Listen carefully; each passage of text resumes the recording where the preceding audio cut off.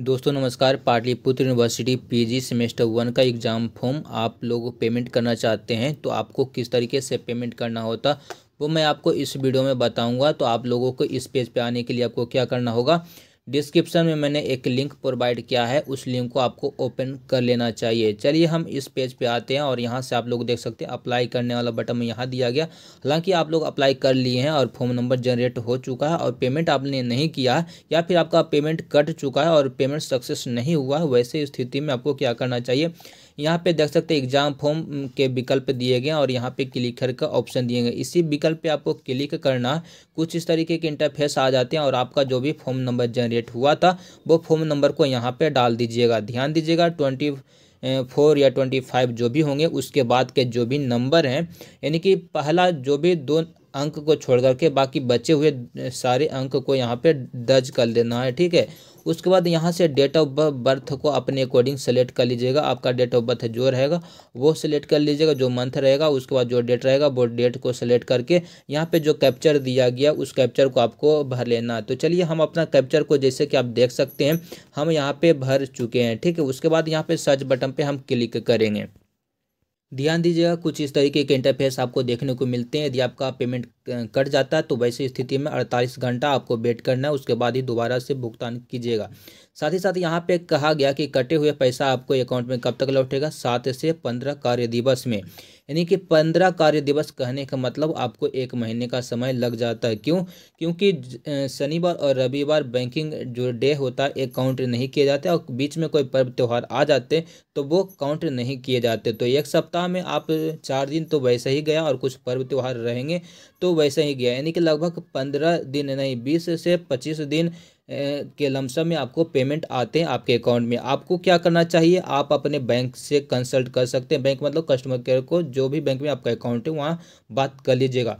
साथ ही साथ आप लोग जिस भी ऑप्शन से पेमेंट किए हैं उस कस्टमर केयर, जैसे यूपीआई होता है तो यूपीआई में हो सकता है फ़ोनपे, गूगल पे, पेटीएम या फिर अमेजोन पे या फिर बहुत सारे यूपीआई एप्लीकेशन होते हैं, वहाँ से भी आप लोग एक बार बात कर लीजिएगा। और दूसरी बात, पेमेंट नहीं आते तो एक एप्लीकेशन भी मेंशन कर दीजिएगा और स्क्रीनशॉट यूनिवर्सिटी को सबमिट कर दीजिएगा। हालांकि इस केस में स्टूडेंटों को पेमेंट फंस चुका है और मैं दोबारा से पेमेंट कर रहा हूँ, 48 घंटा से ऊपर हो चुका। अब हम ये पेमेंट करना चाहते हैं तो नीचे थोड़ा सा विकल्प को सिलेक्ट करके हम पेमेंट करेंगे।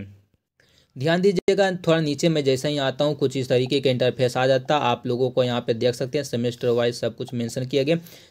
आप SC/ST से रहेंगे तो 700 रुपया लगेगा और आप BC2 स्टूडेंट हैं तो आप लोगों को 900 रुपया लगते हैं।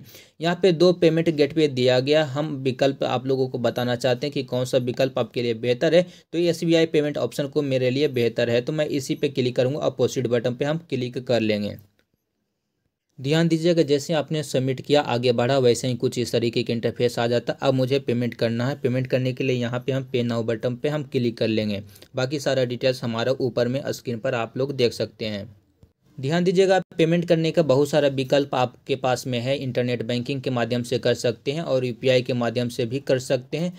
देख सकते हैं कार्ड के माध्यम से बेहतर रहता है कर लेना, लेकिन चलिए UPI के लोग बहुत सारे लोगों के पास में है तो लोग UPI का ही विकल्प सेलेक्ट करते हैं। मुझे भी हम यहाँ से UPI को सेलेक्ट यदि करना चाहूँगा तो हमें 2 ऑप्शन यहाँ पे देखने को मिलता है। इंटर UPI, यानी कि जो भी आप UPI नंबर यूज करते हैं वो डाल करके सर्च कर दीजिएगा या फिर QR कोड के माध्यम से कर दीजिएगा। जैसे हम QR कोड को जनरेट करते हैं तो यहाँ पे बटन पे मुझे क्लिक करना होगा। पे बटन पे क्लिक करने से पहले कुछ इस तरीके के आ जाते हैं, आप लोग देख सकते हैं। यहाँ पे मुझे स्कैन करना है और स्कैन करके पे कर लेंगे। दूसरे फ़ोन से आप लोग स्कैन कीजिएगा ताकि पेमेंट आपका फंसे नहीं।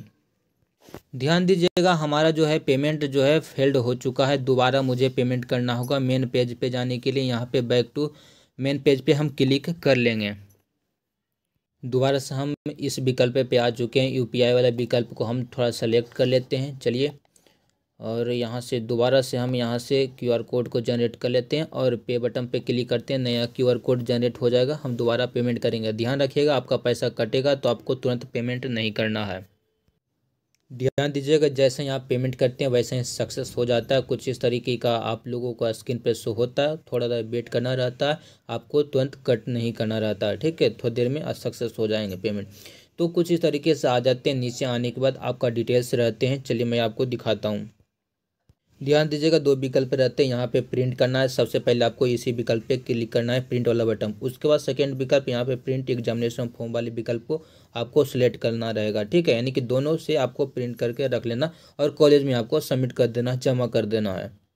प्रिंट विकल्प पे जैसे सेलेक्ट करते हैं कुछ इस तरीके का इंटरफेस आता है और ऊपर में देख सकते हैं मेंशन भी कर दिया गया, आप लोग अपने कॉलेज में जमा कीजिएगा। प्रिंट करने के लिए डाउनलोड या प्रिंट बटन पे क्लिक कर लेना और इस पीडीएफ को डाउनलोड कर लेना। थोड़ा मैं नीचे आता हूँ और आपको दिखाता हूँ किस तरीके का विकल्प देखने को मिलते हैं आपको। दोस्त नीचे जैसे ही आते तो आपका यहाँ पे पेपर कोड मेंशन किया हो रहा था, यहाँ पे आपका नेम और आपका फ़ोन नंबर, यहाँ भी फ़ोन नंबर मेंशन रहता है। अभ्यर्थी का हिंदी में नाम कहा जा रहा है और यहाँ पे सिग्नेचर करने के लिए कहा जा रहा है, ठीक है। और ध्यान दीजिएगा यहाँ पे प्रिंसिपल का सिग्नेचर रहता है और स्टूडेंट का यहाँ पे सॉरी यहाँ पे छोड़ देना, यहाँ पे सिग्नेचर नहीं करना है, ठीक है ना।